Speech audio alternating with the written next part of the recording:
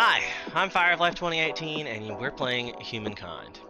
Today, we're going to be reviewing the patch notes for the October 28th release of the first real major update since they released the game. So we're all excited. We knew it was coming, but we didn't know what was in it.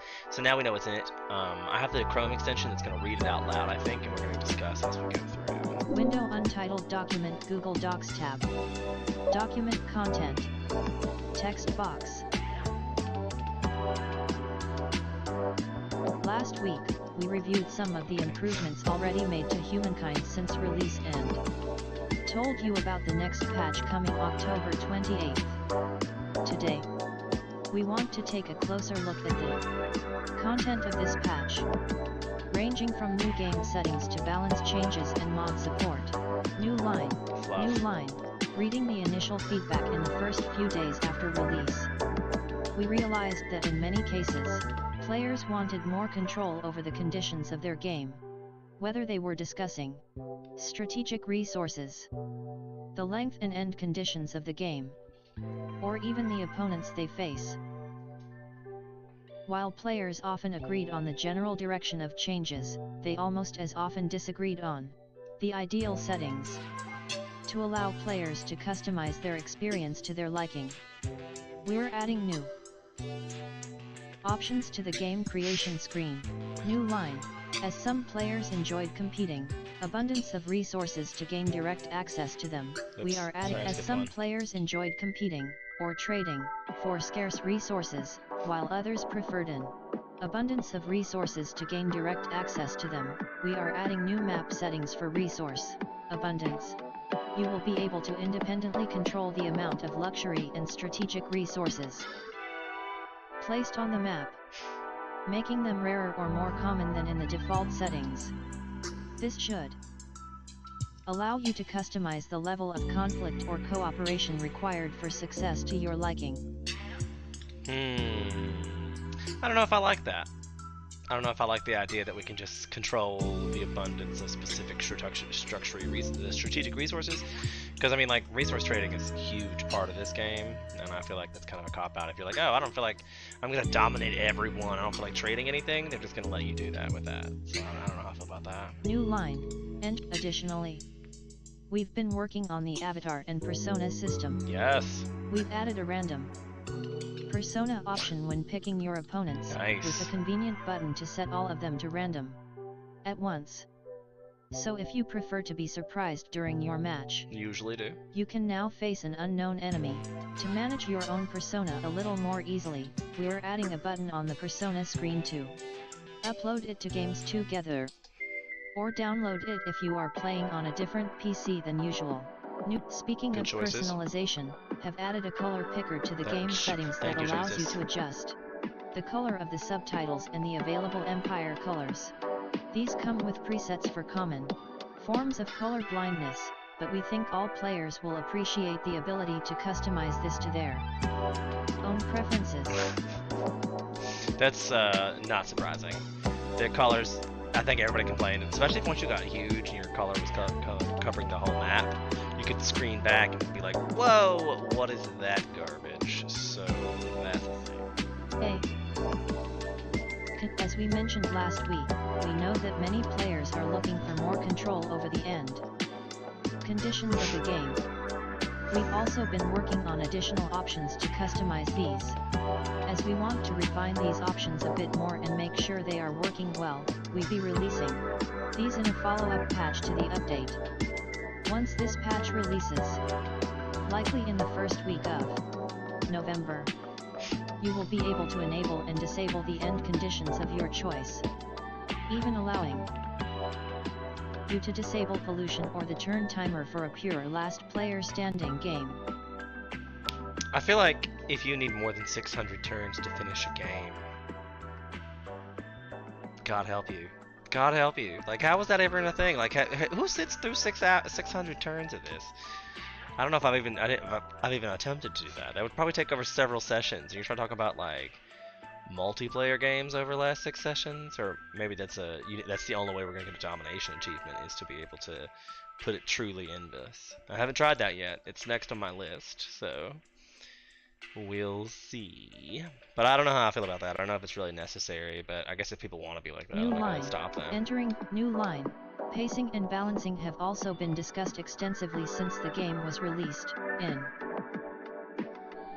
particular regarding the very early and late game and the relative power of different cultures. We agree that there's a strong power imbalance between cultures, with a few falling far outside the expected, and that the game as a whole becomes too fast in the latter half of the game. So we want to address some of these problems with this patch. That makes sense. That makes sense. I mean, like I talk about it all the time. It feels like you get the last, like all of your stuff is done in the first 3 eras because you have to get all those stars. So now it's like, they're gonna make the game harder, basically, because like they're trying to extend it out further. But what if you're playing a slower paced game? Like, sometimes I barely even get it with the science, and so that's gonna be interesting to see what they do with that. New line. Many players found it too easy to linger in the Neolithic era to collect large amounts of units. Population and influence, which would kickstart their rapid early growth. To reduce the impact of this strategy on the overall pace of the game, we are lowering the amount of food you gain from sanctuaries and making mammoths slightly more dangerous. Additionally, scouts will now have a small upkeep to discourage maintaining a large army of scouts to swarm the map and attack nearby enemies. This should slow down growth in the Neolithic and limit the early power spike gained from delaying the ancient era. That's smart. That's smart. That's how it's like that 2700 Fame game that I advertised so much was because of that.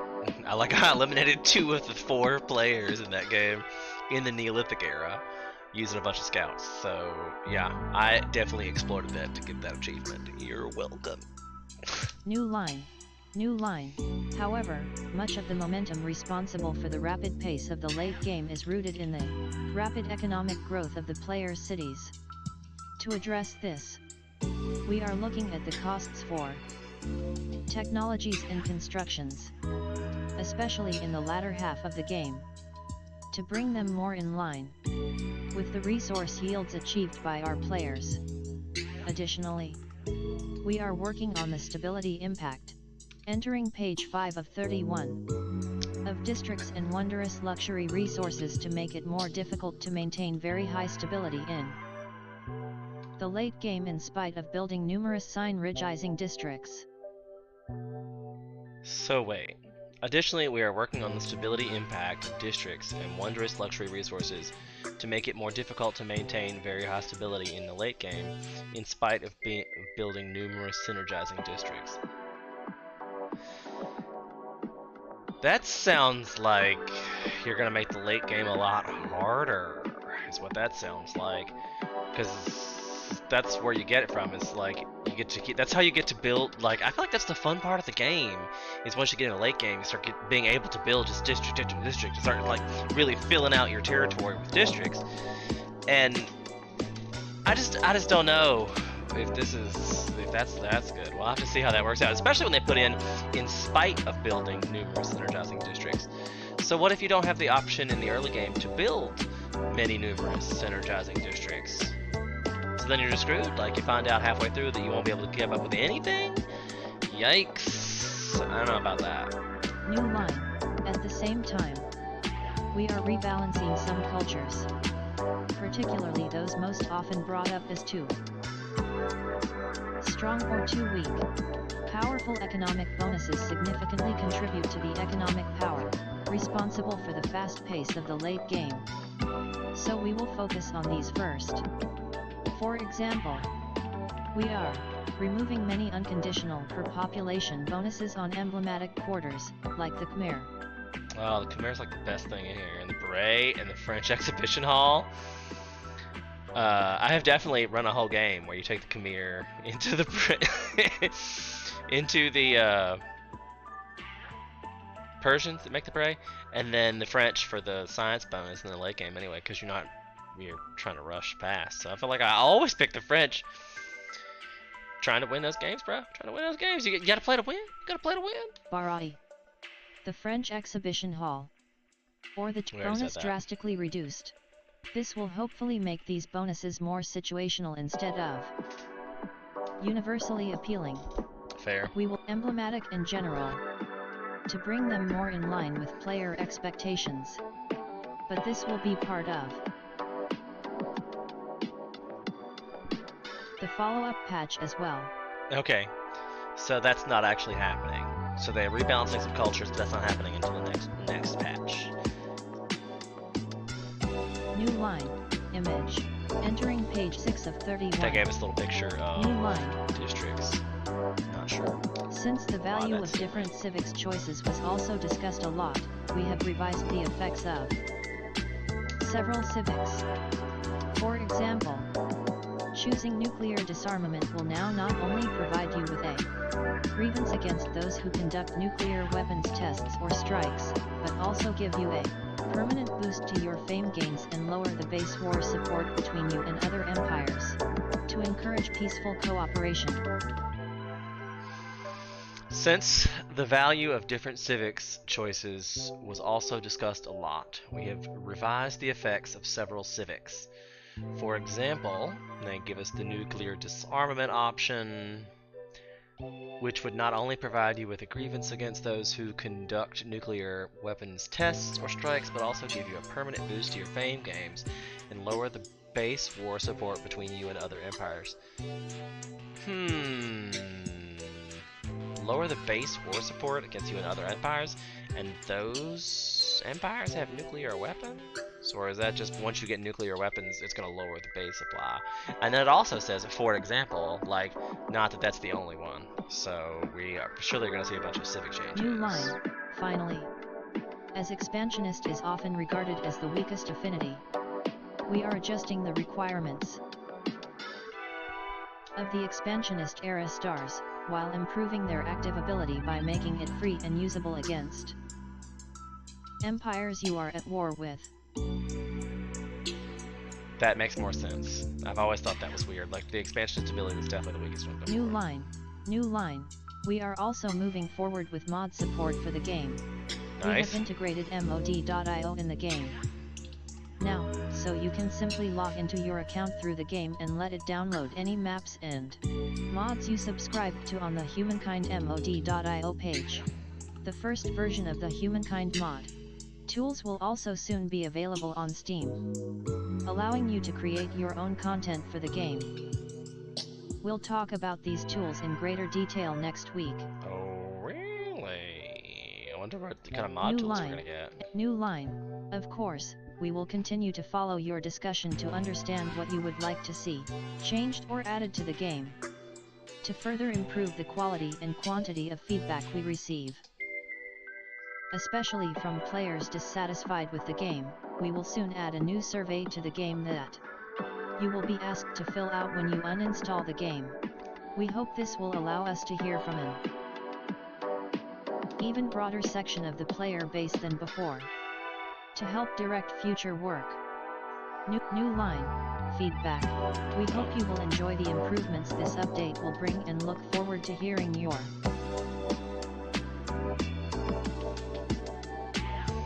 Okay, so that was all we're getting.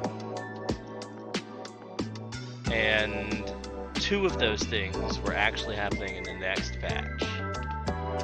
So in the current patch, we're only going to get the color changing option, the AI, nope, they said the persona system, right, was in a separate one. I think we get the AI customization. But the balancing patches, like when they're going to balance this cultures, is not till next patch, and something else. What was the other thing that was supposed to be from 2 patches? Regardless, we're going to get more patches, and it's only going to be like to the 2nd week of November. So it'll give me more content, because I get to do patch notes on each time. So that'll be fun. So what we took away from this was we're getting some new stuff. Humankind is working on it, and I want want people to remember that Civ 6 was released in the same situation 20 fucking years ago. So think about it. Like, it's been a long time, and it's got a long way to go, but it's starting out better than the current iteration of Civ 6 currently. Like, given the choice of choosing between Humankind and choosing between Civ 6 to play, I'll probably choose Humankind every time. I like the graphics play, I like the way the cultures are kind of changed. It's almost like playing cards, but with strategy involved. I mean, I guess some cards have strategy, but you get what I'm saying. It's got a whole lot of like elements to it that I like in one personal game, and the fact that they're releasing updates, if they continue releasing updates monthly, I'd be happy to see that, especially with a game that you're not paying a subscription for. Like, that's a bonus that people are they're trying to renew. Just like, they've already got our money, whether you uninstalled that game or not, they still got your money, so I'm glad they're going to continue updating it instead of just taking our money and running. So thanks, Amplitude, for not being dick. To follow, like, and subscribe me, even though I said goodbye already. Maybe I'll cut it in the first place. I don't know.